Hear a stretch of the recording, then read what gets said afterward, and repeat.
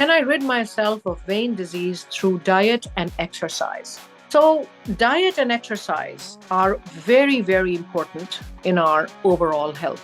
By maintaining an optimal weight and by exercising on a regular basis, we minimize the chances of getting venous insufficiency. The type of exercise becomes important because heavy weight lifting can actually put more strain on your venous system and cause worsening of venous disease.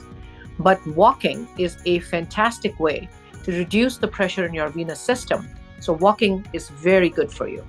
Some of the other things about diet that is important to know is that a high fiber diet is very good to prevent constipation, which then relieves the pressure on the venous system as well. Low sodium diet and staying well hydrated is also beneficial towards venous flow and venous circulation.